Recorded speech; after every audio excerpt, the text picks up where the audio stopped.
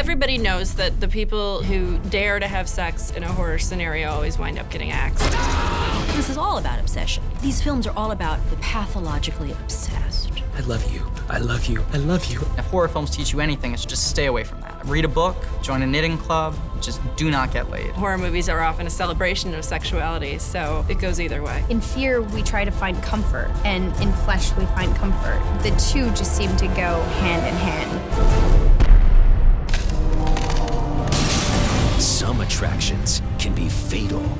Join us as we hook you up with the 13 most beautiful, terrifying, sexy, and creepy couplings ever to come out of Hollywood.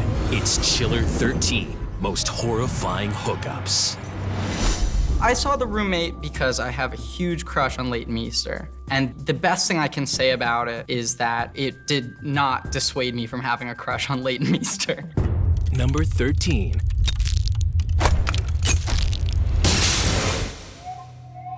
In the movie The Roommate, Rebecca has this unhealthy obsession with her roommate, Sarah, that she just meets in college. Hey, Sarah. They never quite make her motive clear. Does she want to kill her? Does she just want her as her best friend? Is she in love with her? Is she just all-purpose crazy? She wants to be the center of her universe. She wants to be the center of gravity of everything that she does. You're all mine. I've had some friends like that in the past that were like really buddy-buddy, and if you didn't invite them together, like one of them got really like crazy. She just wanted to be her. She represented the life she wanted. She wants a best friend. She wants basically a soulmate. Just the two of us together. It's not an obsession with another person and possessing that other person, it's possessing that other person's life. She's almost like a doppelganger in that she slowly tries to take the life away from her roommate. And that's, in some ways, even more disturbing than a sexual obsession. She's pretty crazy, but it's a weirdly attractive crazy. I know that's not what the filmmakers intended, but I somehow found myself more and more drawn to her the crazier she got. The scariest people are the ones you have no idea. Where were you? The first clue that you have that she's really not right is when her roommate gives her a pair of earrings to wear. Rebecca doesn't have pierced ears, but the earrings that she lent her were pierced earrings. And instead of not wearing them, just like pokes it through. I mean, I don't have pierced ears, but I've never had that impulse that a pair of earrings was so fabulous that I wanted to pierce my own ears. She doesn't want anyone else to be friends with her. And the first thing she does is terrorizes her friend, Tracy. Who is a bad influence, according to Rebecca, on Sarah. She's ditched Sarah before and isn't the most thoughtful or considerate friend. So in order to protect Sarah, Rebecca stalks her in the shower. First she taunts her a little bit, turning the lights on and off, turning the water on and off. You know it's gonna happen, because there's the close-up on the belly ring while she's in the shower, and you think, gosh, there's that little vulnerable spot. And then grabs that belly button ring, pulls it right out. Can you imagine how much that would hurt? Nice belly ring. It's the same way that I can understand when a guy gets kicked in the junk. It's that same like, pain. Terrifying, absolutely. I think at that point it's pretty safe to say she's crazy. She's not just misunderstood at this point. She actually needs some help. Rebecca takes Cuddles to the laundry room and kills her in the dryer. She turns her into a fabric sheet. Just a little fluff and fold. If they ever do another one of those hang in there baby posters, it should be just a kitten in a dryer. You can say, oh, Hitler's bad, but this person killed a kitten, and you'd be like, what? Well, you know what they say about like psychopaths and serial killers, they always start with animals. Leighton Meester's character is the most sexually attractive social misfit in history. It's another case in point of, in the movies, you know, you're crazy, you want to kill me, but you're hot, okay. She, very socially awkward girl, but she knows how to get what she wants. She appears very controlled and very passive, and then she can flip the coin to the other side of being extremely violent and homicidal. They can just snap in a heartbeat, and then they just go bat crazy. Stop saying things you don't mean! The creepiest moment in that movie for me is when she comes out of the tattoo parlor and she has a tattoo of the other girl's dead sister's name on her heart. She's just smiling and she says, Don't think of me as your sister.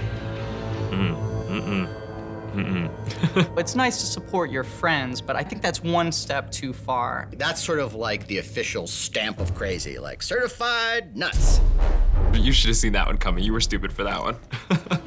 There's a genuine fear that if we let someone into our private sphere, they can come too fast, too close, become clingy. And in some ways, the roommate is kind of a really melodramatic example of that exact kind of phenomenon. And I did enjoy Leighton Meester. She really surprised a lot of people that she can go completely different than what people expect from her. It's a really good acting job. I forgive you. That is a weird-ass series. I don't even know how it's on FX. There's things in it that I'm like, this should not be on TV. That show is so creepy and so cracked up. Number 12. American Horror Story is very David Lynch-esque. It's very artsy and dreamy and trippy. The weirdness, I love. Weird, odd, Twin Peaksy stuff, I think that's great.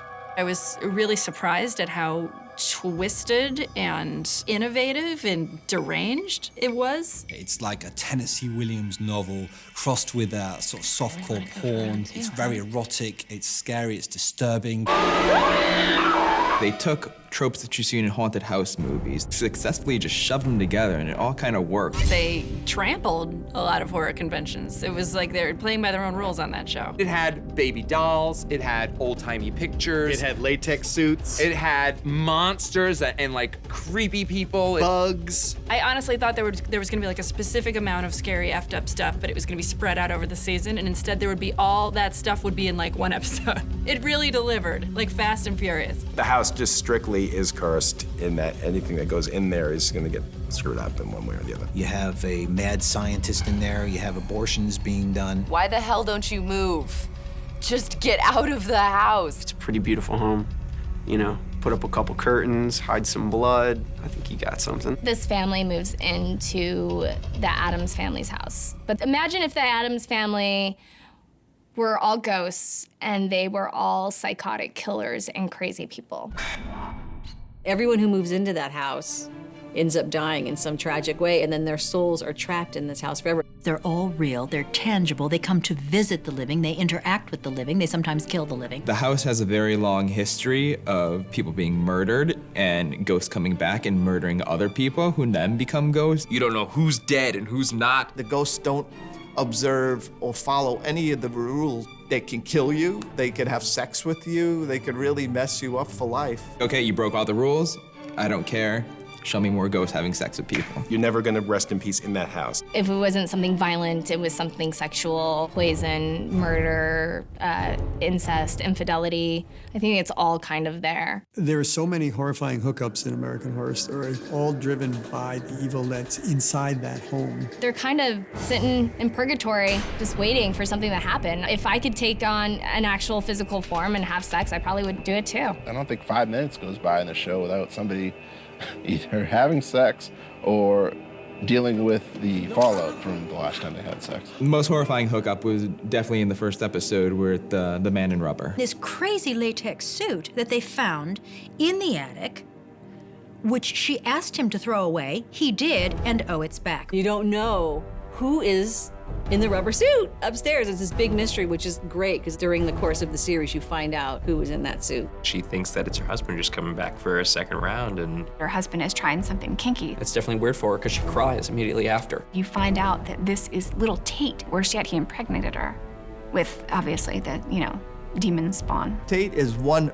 totally messed up teenager. He was probably a monster when he was alive, and he pretty much is a monster even when he's dead, and he's trying to care, and he does care on some sick level. He's like Casper, the not-so-friendly ghost. He's a screwed up kid and he deserved what he got, but at the same time, I don't think he was the primary villain. By the end, some ghosts have chosen to move forward, and other ghosts have chosen to keep repeating the past. And that's an interesting wrinkle. Ryan Murphy is able to create a show that makes the viewer uneasy from beginning to end. It's scary and entertaining at the same time. That family comes together once everyone's dead. That's pretty unique. That is a really kind of dark and satiric way of coming up with an answer to all your family problems. coming up next. Naomi Watts' character is an actress, okay? She's probably thinking, well, you know, he's a little hairy, he's too big, but maybe he knows somebody. I just love like obsessive, crazy person relationship movies.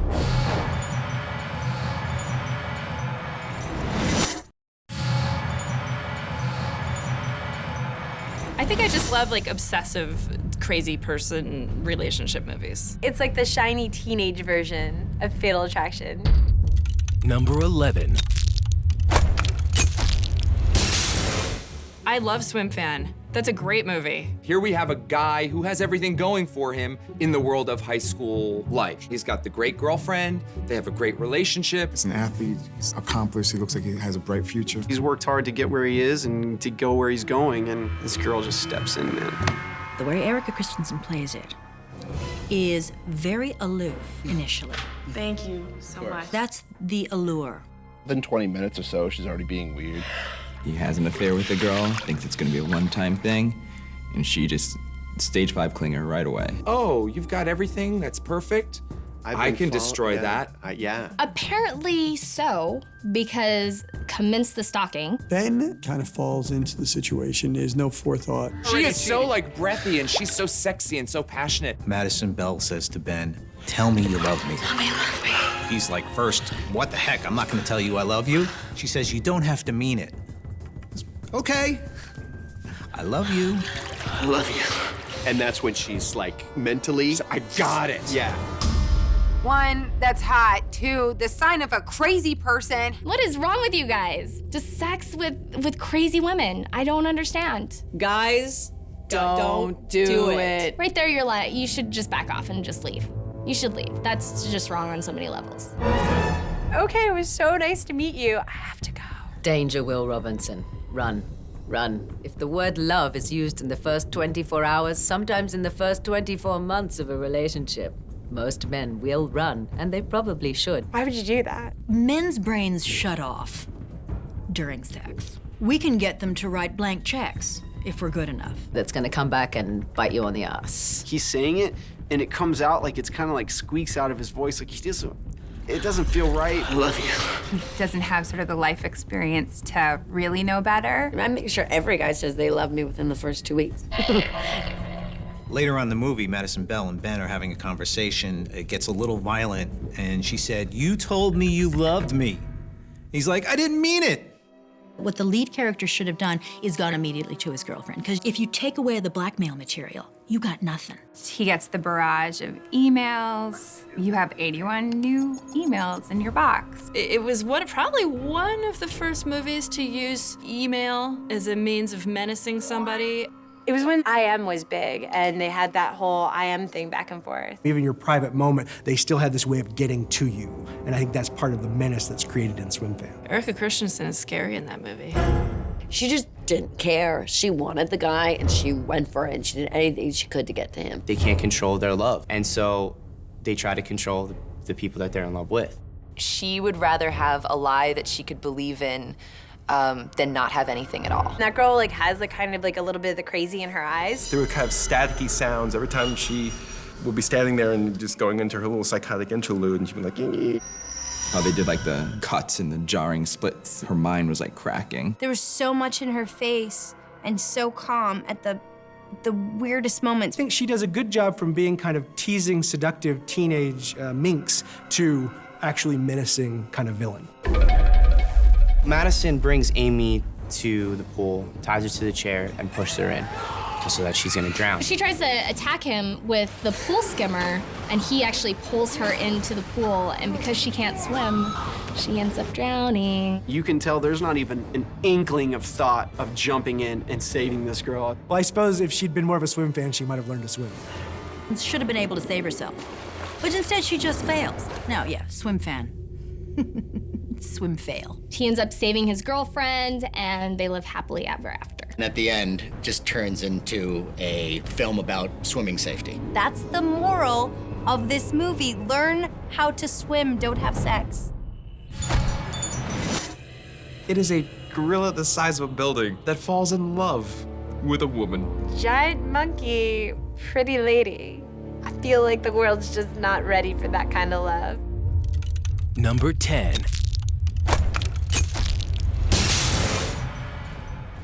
When the original came out, it was more like, it was a monster movie. A lot of people would consider it in the vein of like, a Dracula or The Mummy. Kong in Jackson's film is a more complex character, partly just because the special effects are so much more sophisticated. We really get a sense of him having a full spectrum personality. I think he did make you feel for Kong in a different way than you had before. I think the fact that he's played by a real actor with the motion capture technology really makes him kind of come alive. The humanity he got into the CGI gorilla's eyes and face, that was probably the most impressive. It's crazy what we have the capability to do nowadays. He's able to be developed more because technology allowed it. Andy Serkis behind those eyes doesn't hurt either. His facial expressions and his eyes were so sad, and so their relationship seemed a lot more solid. Peter Jackson's King Kong is more overtly romantic for me. You have all these scenes of them sort of staring at each other longingly. King Kong is the most warped version of obsessive love we have. Kong is obsessed with Anne, and yet Anne truly does feel something for Kong as well. King Kong was also kind of lonely. I mean, wouldn't you be? You get summoned every now and then, go kill a sacrifice, and that's it. That's your life. The Fay Wray character is played by Naomi Watts, and unlike Fay Wray, she kind of realizes that Kong's in love with her and almost sort of like tries to protect him. There's something about her ability to interact with Kong, and I think as an actress, she's able to communicate with him in a really fundamental way, whereas everyone else just screamed and ran and got eaten. I said no! Naomi Watts' character is an actress, okay? She's probably thinking, well, he's a little hairy, he's too big, but maybe he knows somebody. He doesn't eat her right away because she's like, you know what? I'm gonna make him laugh. Here, Anne is with King Kong, and he is also sort of curmudgeonly and sort of bitter and, like ready to eat her just as a little snack. And then she puts on a show and she wins him over. She makes him laugh. And that'll win anybody over. She starts dancing and knocking herself down and juggling and trying to entertain him so that he doesn't get bored and decide to smack her off a cliff. She has personality. She's doing a lot of juggling. She's doing a lot of pratfalls. She's kooky. She's funny. And she's pretty. That doesn't hurt. The other assholes that have turned up to this island, boring. Look at this one. She juggles and she falls over so cutely. She really sees something more than a monster, and he sees her more than a threat. And I think that's why it works so well. You can see this trust between the two of them growing. She has to earn his trust, too. I think there's a mutual affection there. I think that she knows that she touched him and that they connected. Of course it's doomed from the start. There is She's this big. He is, okay, He's the guy that is big. He's that huge. big. He's huge. They're not gonna have kids, clearly. Oh my gosh, could you imagine having sex with King Kong? I can't. There's no way I can see that relationship going forward that wouldn't really, really hurt. That would be some serious Pilates moves that swing wide. Aim for the fences. You can't do it. You can't do it. He felt deeply for her and wanted to protect her in the end. There are courtship scenes when she's dancing for him or when they're basically ice skating in Central Park. There were scenes of traditional male-female courtship. And that's really touching, and just the story in and of itself is one that can't help but make you relate to Kong and get your emotional strings. It's kind of silly, but I get what they were going for. Yeah, they wanted to show it was sweet. the bonding. The innocence. Yeah. It's almost like he's a scared child, and he overreacts and he flips out. They brought him over. They took him out of his natural habitat to a place where clearly he was going to be destroyed. Jack Black had a line at the end of the movie after King Kong fell. 'Twas beauty that killed the beast. It was capitalism that killed King Kong. They had to try to commercialize him. I would say 'twas not beauty killed the beast. I'd say 'twas fighter pilots who killed the beast. It also teaches us the valuable lesson, just never date an actress. Coming up next. Any female would know that if something seems too good to be true, they totally are. It's a little bit of a Beauty and the Beast situation, but it's a little imbalanced on the Beast part. You don't want your girlfriend making out with that dude.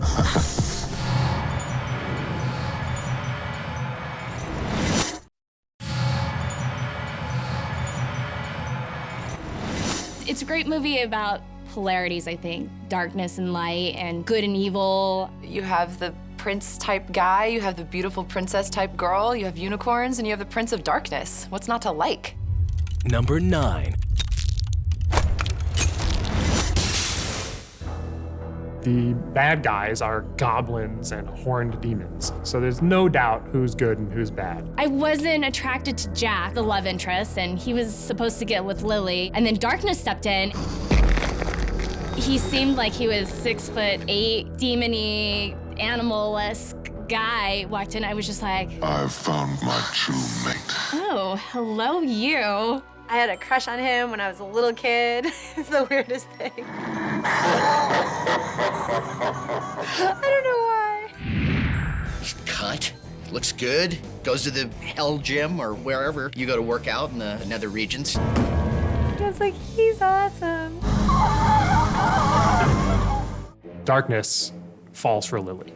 You don't want your girlfriend making out with that dude. We are already one. Someone who is bright red and hasn't just gotten back from a beach weekend is terrifying. That's sort of like the prototype for the devil, because the horns were oversized and sort of like giant off the side of his head. It's a little bit of a Beauty and the Beast situation. Just the two of us.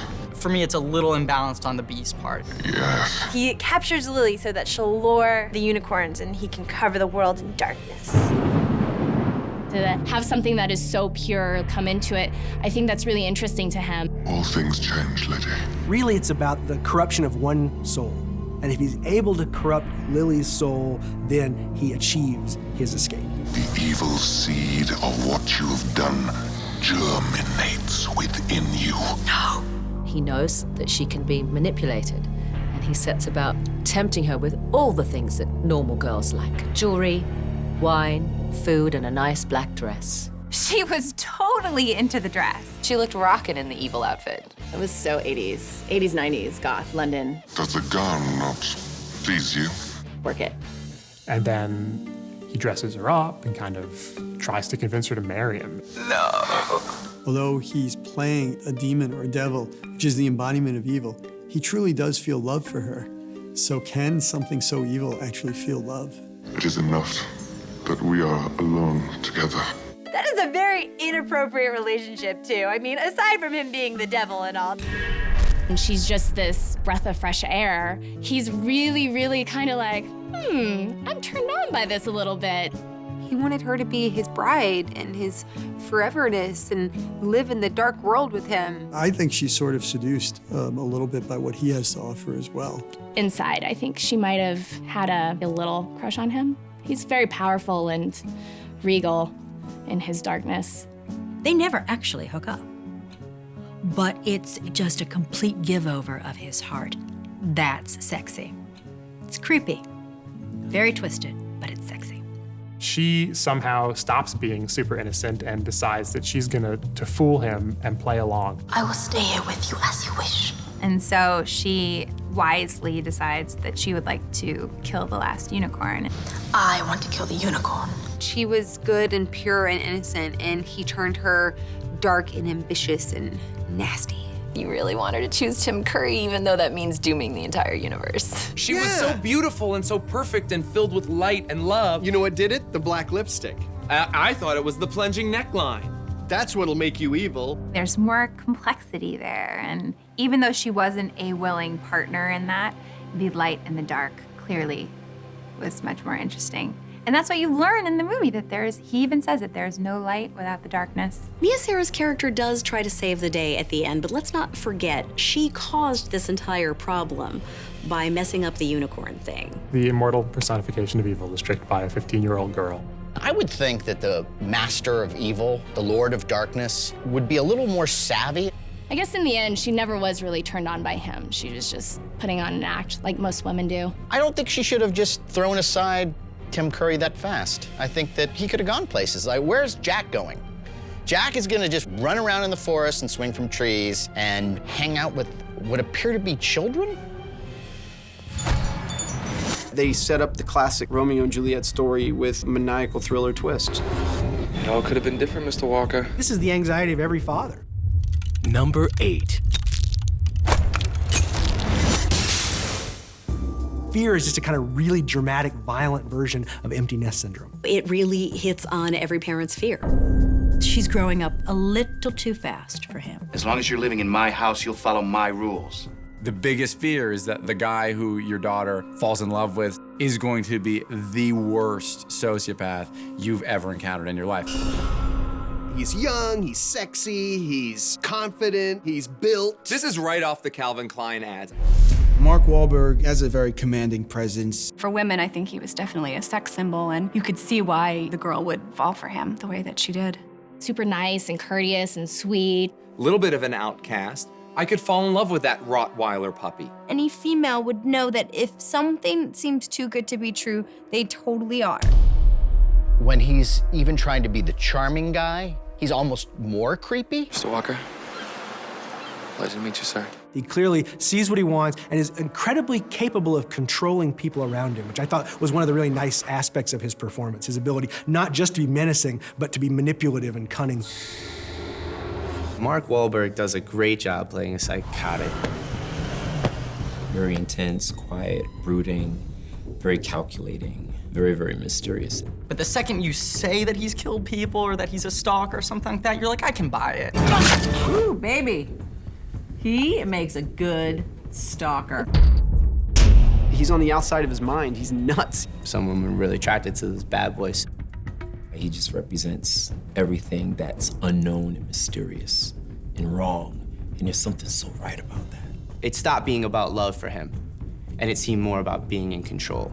And the dad definitely is suspicious of this guy. He knows that there's something up with this guy. David destroys the dad's red car, and then he leaves a note saying, "Now I've popped both your cherries." That's pimp right there. They should have just killed him in the movie right away, definitely. This guy had to be taken down. Nicole! Yeah? Get me a Coke. Soon as he told her to bring him a Coke, boom! He would have been gone. I just lost it. You have a heart of gold, so you're kind of a bad boy, but I'm the one who's gonna win you over. You're not gonna be bad with me. Hey, let's go on a roller coaster ride. I would get on a roller coaster with Mark Wahlberg and get all cray-cray with him. What happened to the roller coaster? This young girl is getting her first rush, thrill, The of adrenaline. the plunging into this excitement. The climbing of ecstasy. Right. That was an inappropriate roller coaster ride, huh? When I first watched the movie, I was at the age where I was like, what's happening? Like, I didn't get it. It wasn't until a little bit later that I watched and I was like, oh, okay, oh, got it. I understand what's happening now. Oh, yeah, I remember that now. Block that out. Thanks. Now I gotta relive that. Hey, honey, let's go to Magic Mountain. If she had just worn jeans on that roller coaster, this movie could have gone a totally different way. From a plot standpoint, he had her in the palm of his hand, as it were. And then it got really scary really fast. Insecure men are probably worse than insecure women. The really central part to fear is the power dynamic shifting back and forth between really the father as the old life, David as the new life, and the daughter kind of caught in the middle. Nicole's father, Steve, is completely suspicious now. He finds out where he lives, goes to the house, which is a real ramshackle of a place. Coke lab, meth factory. And finds this huge shrine to his daughter. Being the mature adult that he is, he trashes the place. Basically, the dad just didn't realize what a pot of crazy he was about to unleash. David gets super pissed and all his friends are like crack addicts and you don't mess with crazy people or crack addicts. That's our two lessons here in Fear. And they go and attack the house. They kill their dog. Not just kill it, they like cut off its head. It's just so gross. By the end, it's like Peterson versus Wahlberg, because he didn't want to kill her. He wanted to take her away, but he wanted to kill the family first so she wouldn't have anywhere else to go. The moral of the story is... Listen to your parents, kids. Yeah, listen to your parents. Listen to your parents. Coming up next. It was like incest, bestiality. Like, let's just throw everything in there that really is gonna make people uncomfortable.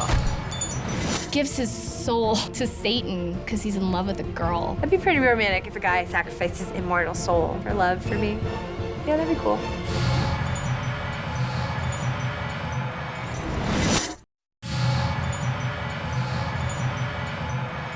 This movie was one of the better ones to try to explore more of the seductive side of Dracula, as opposed to just being raw and scary and, you know, I want to suck your blood. It's got great creatures in it, great special effects, and it's sexy and scary and has an epic quality to it. Number 7. Bram Stoker's Dracula is one of the most romantic movies of all time. In the early days of cinema, vampires were kind of scary and grotesque. It was like Nosferatu. And then over time, vampires have just generally become kind of more sexual. You're a monster. You know, go do your monstery things. I want to see like chasing and you know, that's what I want to see in a Dracula movie. I want him to go kill people. I think the attraction to vampires is that often in films, vampires are played by very attractive actors. With a Rob Pattinson or a young Gary Oldman, of course, vampires are sexy and alluring. You know, if you start making vampire movies with Paul Giamatti, I don't know if the tween vampire craze would stay as rampant. It wasn't until I saw Bram Stoker's Dracula that I realized it was a tragic love story. What Coppola does is go back to Bram Stoker's much more epic, wide-scale novel and try to bring us really more of an epic of Dracula rather than a small horror film. We have an explanation now as to how Dracula came to be. It's really about the undying love of Vlad, Dracula, and Elisabetta, his wife. He goes into impossible odds against the Turks, and he comes back alive. She heard a wrong message that he had died, so she flung herself from the top of the tower into the river and died. And because she's now damned for all eternity, he renounces God. He freaks out, and he stabs the cross, and blood is all over the place. It's a really cool scene. It's tragic when he becomes this demonic presence. Basically gives his soul to Satan because he's in love with a girl. Pretty romantic if a guy sacrifices his immortal soul for love for me. Yeah, that'd be cool. It adds a level of sympathy that we had not had for Dracula. Bram Stoker's Dracula is a film just essentially about calling dibs on an epic scale. Keanu Reeves is dating Winona Ryder's character, and he goes to work for Dracula. Dracula sees the picture and says, that girl, I want that. And Keanu Reeves is like, oh, I kind of called dibs on that. And then Dracula sort of one-ups him and tells him, like, I called dibs on that 4,000 years ago. Not only did I call dibs on her earlier, I called dibs on a past reincarnation of her. I called dibs on her soul before it was in this physical body. He's crossed oceans of time to find her. But you know it's going to end badly. I like how passionate he is and the fact that he's still in love with his wife 400 years later. This guy's been wanting her for hundreds of years, and her options now are cool steampunk-looking rich guy from Romania who's gonna live forever and will help her live forever, or British-speaking Keanu Reeves. He's kind of like a clean version of Captain Jack Sparrow. He has a spooky kind of wistful, lonesome kindness to him that I can see would hide a multitude of sins. He's Dracula, you know, and he's got the whole think of me, look at me, want me. This is the one hookup that I can really get behind. I enjoy this. I do not enjoy him as the gray monster, or the fog, or the piercing green eyes, or the pile of rats, or the old man with the Aunt B.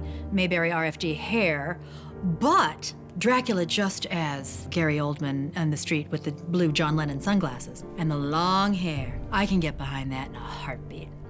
Hook me up. Even though he was the bad guy, you didn't hate him. You realize she is the reincarnation and feels these feelings, and the two of them are reunited. This movie turns out really well for pretty much everybody, except for all the people who get killed earlier on.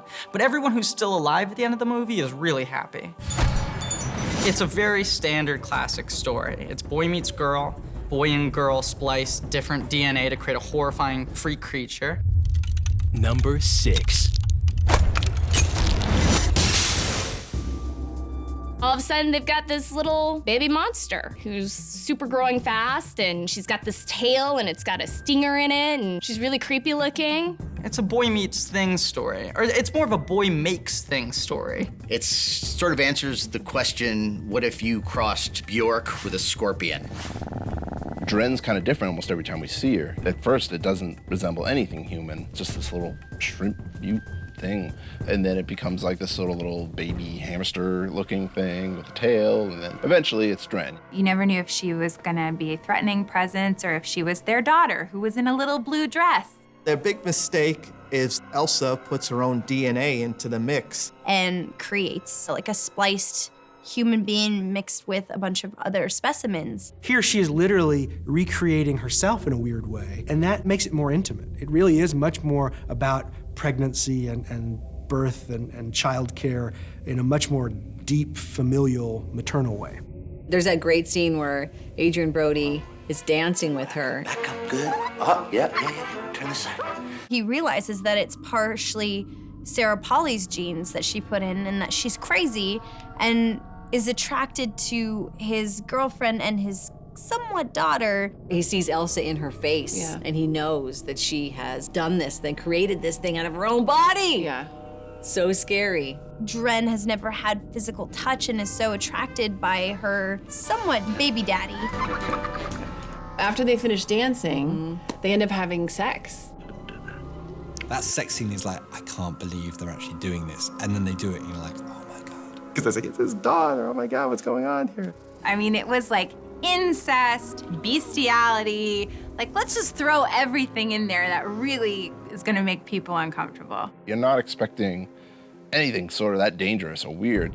Dren was a pretty sexy human-animal hybrid that was just really turning on the charm. And who knows what type of crazy animal pheromones that Dren had that was controlling Clive. But when she puts her leg up and straps her tail to use for leverage, that was pretty hot.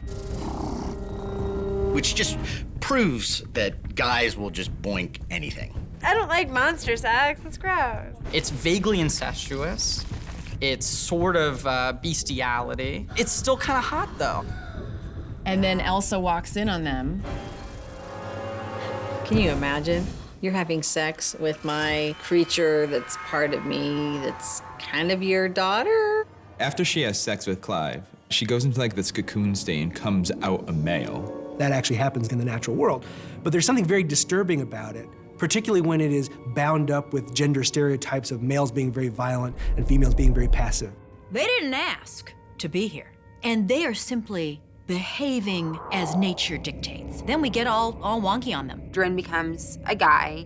He gets really possessive and alpha male and starts killing everyone around him. Dren has some territorial issues once she changes sexes, and she sets about eliminating all the men in her life so she could focus on hooking up with the female of the species. He rapes his mother.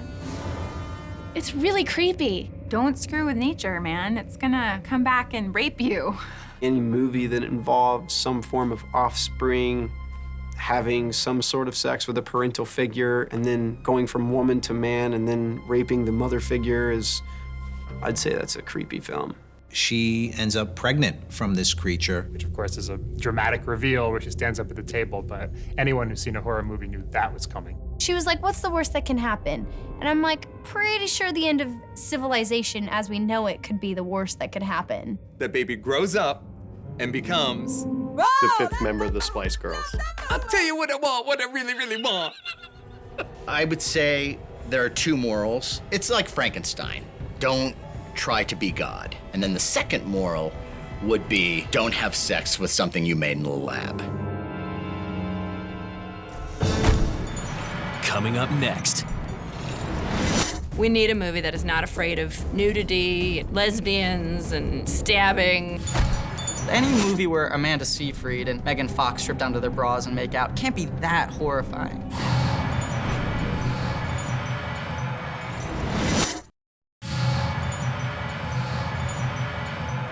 The entire movie centers around a woman having all of the power. She was a whole new kind of femme fatale. She also forgot to wear her underpants. Number 5. The first thing we see in Basic Instinct is a beautiful blonde woman naked on top of a rock star, and then shortly thereafter, she murders the crap out of the guy with an ice pick. I'd forgotten just how racy it was. There is a lot of nudity, but art is always about pushing boundaries. That was one of my first exposures to the female anatomy. It subverted a lot of the cliches about women in film.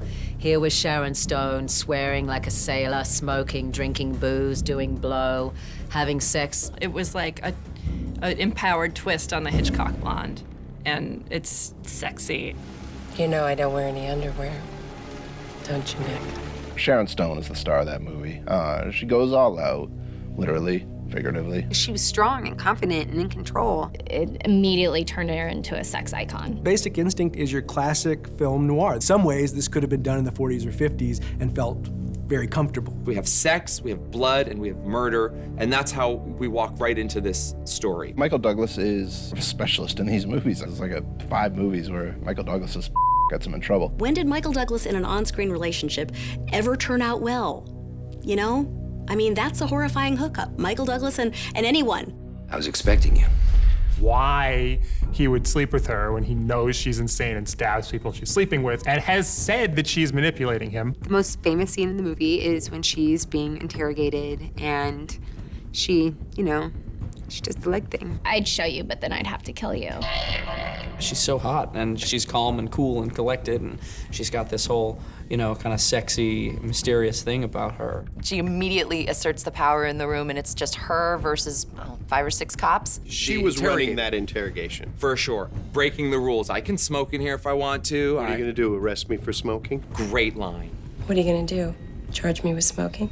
Just amazing that she gets out of these situations with all these guys with their coffee cups going, what? Did you just, what? Sort of takes over the room with that feminine power. She was admitting to everything, you know, sort of all the way through it in little winks and nods.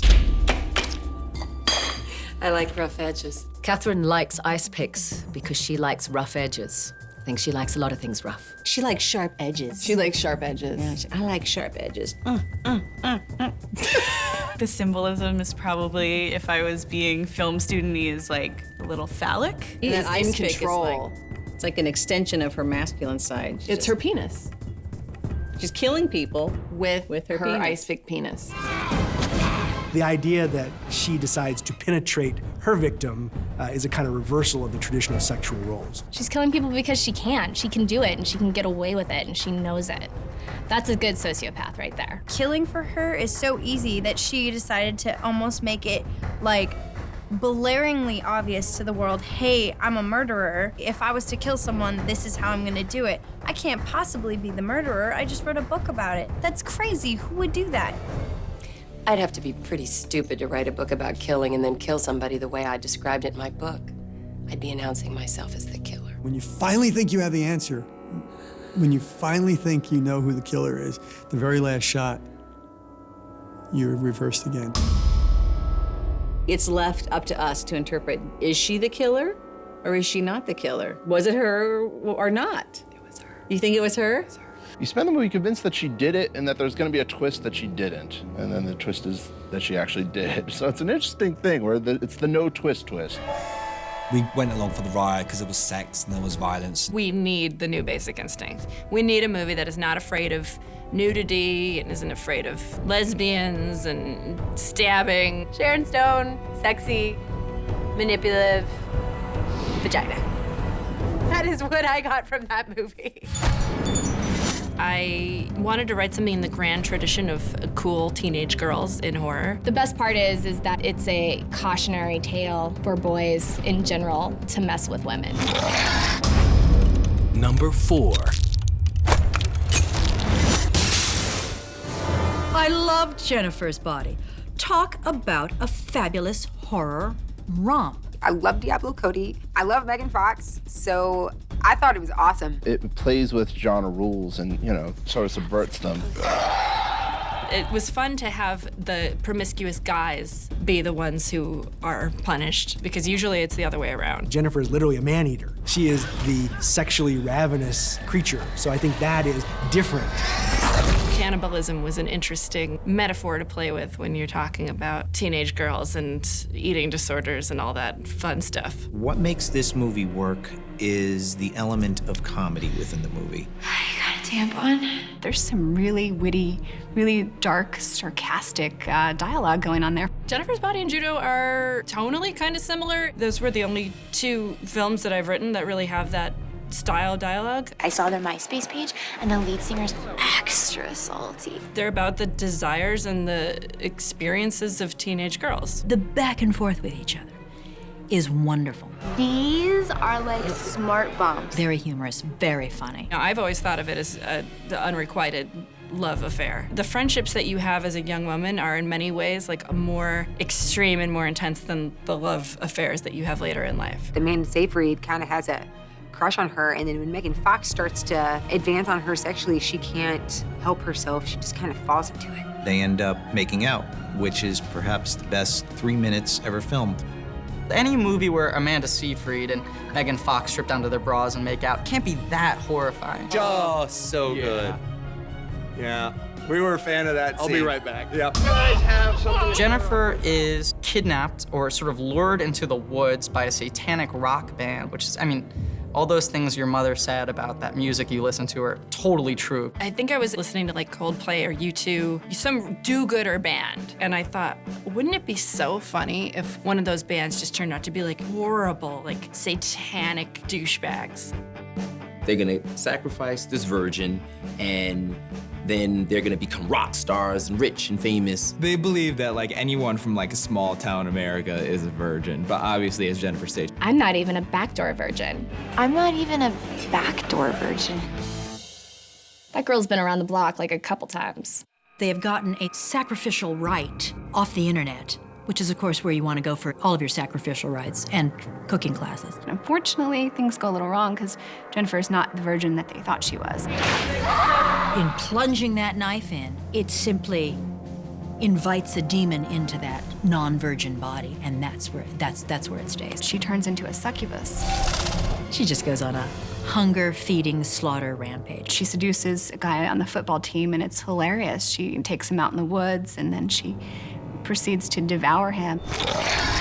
There was nothing left except lasagna and teeth. I'm attracted to bad girls, and I think with just a couple cocktails and maybe a dog muzzle, we could make things work. She doesn't really want to do these things. In fact, she stops herself from killing a couple of times until the hunger gets too strong for her. And she just turns into a real bitch when she's not eating boys. Her hair gets stringy and her face breaks out, and she just gets like kind of sickly, so she needs to feed on blood and flesh. Is everything okay? No, I feel like boo-boo. We've had Jennifer on some menstrual type cycle where maybe like every 28 days she had to feed, which was not accidental.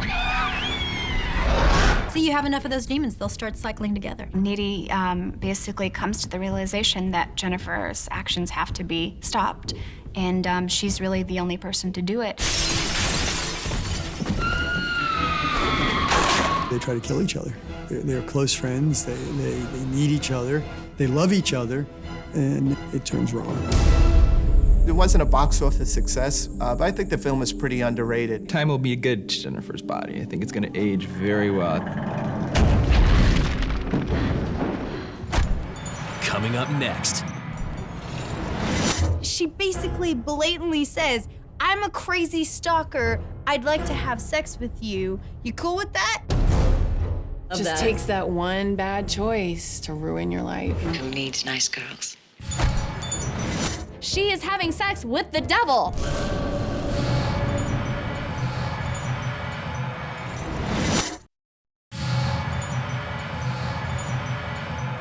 That is the granddaddy or grandmama of the stalker film. Really the origin of the whole fatal attraction genre of film. Number 3. Play Misty for me is easily one of the most terrifying hookups in the history of film. Play Misty for me. Primarily because the lead woman in it is played by Jessica Walter from Arrested Development, and she is incredibly, incredibly attractive, which is deeply unnerving. She worms her way in, she turns on the charms as women are capable of doing. Care to play the winner? I'll Just watch. It's a great example of she's everything a man traditionally wants. A woman who wants you, desires you, wants to give you what you want, and then is able to kind of turn the page and you see that now it's too much. You know, be careful what you wish for. Who needs nice girls? A sweet, good-hearted superfan. That's right, and she just wants to get close to her idol. What was it about him that she was so into? Was it his radio voice? Did she even know what he looked like? Radio DJs probably don't get recognized too often out on the street. One night he's out at his favorite bar. She's there. I went there because you talk about it on your program sometimes. He's a little skeezed out by it, but still, he's a guy, so what does he do? You're a very nice girl. He has sex with her! Why would you have sex with somebody who's stalking you? That's no reason we shouldn't sleep together tonight if we feel like it. Stalking Dirty Harry. Probably not your best move. Probably not gonna turn out well for you. She basically blatantly says, I'm a crazy stalker. I'd like to have sex with you. You cool with that? I knew somebody was out there. No strings attached, no complications. No, there's no such thing. I don't want to complicate your life. That's exactly right. Well, neither do I. Big banner across. Complicated. That automatically means there are going to be complications. There will always be complications. He's a grown man. He should know better. It takes that one bad choice to ruin your life. The moment a woman comes walking up to your door and you didn't ask her to, and she buys you groceries, Oh, hi. that usually tips me off. He's not ready for that. He thought it was a one-night stand. What's going on here? She just keeps coming back like there was a reset button. Don't send me away. He's trying to be cool about it and be nice about it, but she goes crazy on him.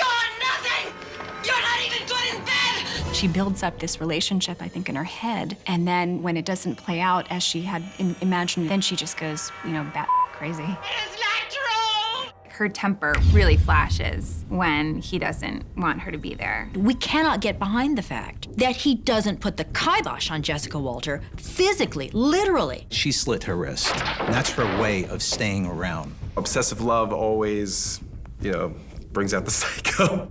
He keeps going back. I mean, the sex must be amazing. I mean, it's like How to Lose a Guy in 10 Days on crack. Can you get any cooler of a guy than Clint Eastwood? I mean, he's the quintessential cowboy. He is the bad dude. Who can scare this guy? She can. He's scared of her, so now we're scared of her too. I mean, if she can get Clint Eastwood, then yeah, I'm scared. It's like she's Dirty Harry, and all he's got to say is, go ahead, respect my restraining order. The payment for this illicit sex and craziness is death. Now, it's not going to be the good guy who dies. It's going to be the crazy stalker woman. By the end, it's basically a slasher horror movie. Where she's just, it's scary, she's just slashing away and the camera's right up in her face. All it takes to end it is a Clint Eastwood punch and a kisser.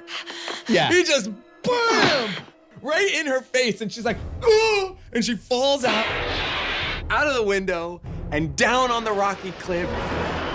The most perfect place to be punched off of a cliff is basically in Big Sur, where the cliffs are terrifyingly rocky and high. I'll make your day.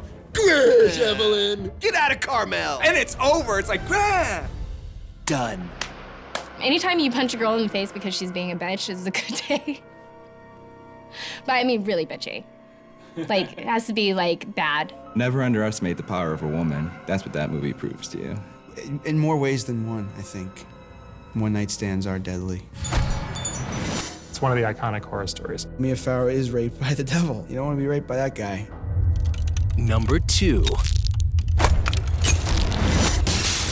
Rosemary's Baby was nominated for many awards, won many awards, has been critically praised, is on every list of the top movies of all time. It's just such a slow burner. There aren't really any jump scares in it.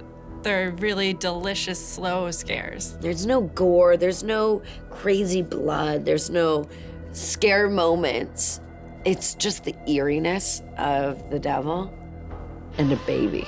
I mean, that's creepy. The craftsmanship involved in making Rosemary's Baby is the kind of thing you don't see much these days. Rosemary's Baby is in a nutshell about a married couple who decide to splice up their relationship by having a threesome. And unfortunately, the person they invite into the threesome is Satan. It made the neighbors next door scary, in the fact they were so mundane and average, and normal in a way. Their next door neighbors are an eccentric older couple. You never see a movie where the older people, the elderly people, are the villains, the bad guys. Like you always think of like the grandma and the grandpas and they're all sweet. But in this, they're like the evil, Satan, devil-worshipping coven. And they're all just trying to get this demon spawn brought into the world. Mia Farrow's character is just a completely unwitting victim. She and her husband are trying to get pregnant. What she thinks is a dream is that these crazies who live in this Upper West Side building actually had the devil inseminate her. Polanski does a great job with setting this up, and here's something creepy. Let's have a bunch of naked senior citizens gathered around watching you have sex with your husband. But she's not, oh no. She is having sex with the devil. With the devil. And she sees like these red eyes and she's like, what? She thinks she's dreaming, she doesn't know what's happening. But then she says, this isn't a dream, this is really happening. This is no dream, this is really happening. Right. I mean, I'm laughing. It's horrible. It's like really horrifying. She wakes up and he's like, yeah, you know, we did it while you were asleep. It's what the claw marks are for. And you're like, whoa! It was baby making night, so even with you passed out, I just had sex with you. What? You can't do things like that. At the very least, that warrants a pretty big conversation. What a douchey husband. I think right there, that's a little bit of a warning sign. I wouldn't jump to Satan at that point. She starts to slowly figure out that everyone in her life around her is in on this huge plot. The fact that her husband, the love of her life, betrays her and sells the child to Satan for his own gain, that was the scariest part to me. This husband basically sells his soul for an acting career. It's just to get a part in a Broadway show. If you're making that big a deal, you know, I want like a development deal, I want 3 sitcoms, you know? To take something that large and supernaturally horrifying and bring it down to a very, very small personal level is terrifying. You can see her cracking up, but you know that the reason she's cracking up is true, which kind of makes it more upsetting in a weird way. Is this real? Is she going crazy? Is this all happening? And I think he does a really nice job of playing that edge between sanity and insanity. Rosemary's Baby, a lot is implied. You don't ever see the baby at the end. Although the funny thing is that scene is so well executed that people think they've seen the baby, but you haven't. What's wrong with its eyes? What have you done to its eyes? And one of the guys is like, well, he has his father's eyes. Her decision in the end to keep the baby, to control that part of her life, suggests that by the end of the film, she now plays an active role. Isn't this what any mother would do in even the most non-devil insemination situation? Just like if there was something wrong with your child, you would be the mother anyway. Huck it out the window. I mean, that's devil spawn, right? Get gone, start again.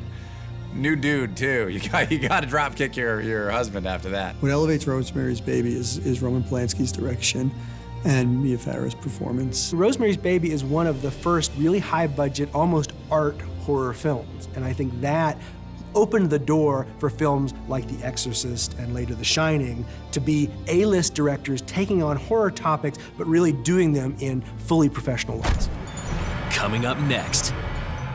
As much as guys complain about it and make a big stink about crazy, I think every guy likes a little bit of crazy. If the end game is your child's pet being boiled, then you've made a mistake, I think. It's every guy's worst nightmare.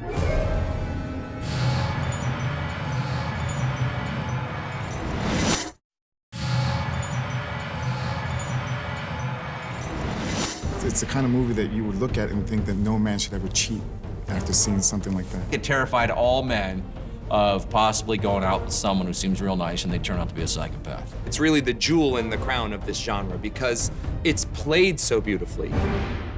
Our #1 most horrifying hookup, Fatal Attraction. Fatal Attraction came out right at the height of the AIDS epidemic and really plays into that idea that sex isn't just scary, it's actually dangerous. Sex can actually kill you. The idea of like, you can't have an innocent hookup anymore. There will be consequences. Fatal Attraction is about a guy who chooses the absolute worst extramarital hookup he possibly could. Alex Forrest. Nice to meet you. He's kind of a sleazeball. in Fatal Attraction. While his wife and his daughter are away, they end up having a torrid affair. Glenn Close just presented a very, very convenient outlet with what he thought was very minimal risk. And you're here with a strange girl being a naughty boy. Dan thinks he has a free pass for this affair, but is anything free? First time, it's exciting, it's tantalizing, it's on a desk, it's in the elevator, he throws her over a chair. What? Not only were hot, they did look uncomfortable. I think the scene over the sink is a little awkward. Let me do it to you in the sink while the faucet's going crazy? Here, let me push you against a cold refrigerator. Better yet, let me lie you down on uncomfortable stairs. Doesn't matter, it's all sexy and hot and sweaty and passionate. It's crazy. And then instantly the next morning, it's like, so when are you coming over? You know, you're my boyfriend now. What happened? I woke up, you weren't here. I hate that. But he thinks it's completely over. She does not. No. She had a piece of that Michael Douglas and she wants more. The one scene that I thought she was really good was when she slits her wrist. She just has this like creepy smile on her face. And, like, it's like the happiest she kind of looks in the whole movie. She walks up to him and she just starts rubbing her hands and saying goodbye and kissing on him, and then all of a sudden you just see that streak of red get smeared across his face. And he's like, why are your hands wet? Hands are all wet. He actually tries to take care of her. He makes sure that she's okay. He doesn't just leave her for dead. At that point, you go to the cops. You don't just like wrap her up and say, you're gonna be okay. It was just heartbreaking and scary and sad and amazing at the same time. It's never a good sign when the person you're having a one-night stand with suddenly slashes their wrist. That's a pretty clear sign that they're kind of cuckoo and that you should run. Any sort of thing that she can use to manipulate him, if it's a suicide attempt or blackmail, she's gonna resort to it because she wants that prize. She's always there. She never gives him a break. It's every guy's worst nightmare. The scary part, though, is that his family gets dragged into it. And that's who doesn't deserve it. She tells him that she's gonna tell his wife about the affair. You tell my wife, I'll kill you. She starts calling, starts visiting. Then we have the rabbit. And then, I mean, of course, you know, after the rabbit, all bets are off. It's one of those scenes that just have been mentioned in pop culture so much. Thanks to Fatal Attraction entering into the zeitgeist, the expression bunny boiler. Come home and the bunny's a stew. That's just wrong on a number of levels. It has turned me off to soup for a long time. Although rabbits are delicious, I'm not gonna lie. If the end game is your child's pet being boiled, then you've made a mistake. Beth sees now that this woman really is a crazy woman. Because she thinks that her husband's taking care of the whole Alex situation when Alex shows up with a knife and tries to kill her. Michael Douglas's character runs in, grabs her by the neck and throws her down into the bathtub and drowns her. She just has this stare. I assumed she was dead, but I guess she's not. She just like comes back to life and it's like, oh my God. I guess crazy turns you into like this unstoppable killing machine. No matter what, you get stabbed, you get thrown across rooms, and you get up again and attack some more, which is what I call the Voorhees factor. Crazy does not die easy. Crazy dies really, really hard, pops back up, and then Beth's got the gun and just shoots her. She had to be the one to finally finish this problem for him. I think it's an important statement about who really gets hurt when someone has an affair. Fatal Attraction was also just a huge hit because Glenn Close was incredible. You completely understood why he would be attracted to her and why she was exciting, but yet it was also something really offbeat and strange and unconventional about her. Her performance is without fear. She jumps into this. She doesn't worry about how she's going to look. The enduring message from Fatal Attraction is don't stray, because you never know who's out there. This one night stand you're having could turn out to be a crazy person and could destroy your whole life.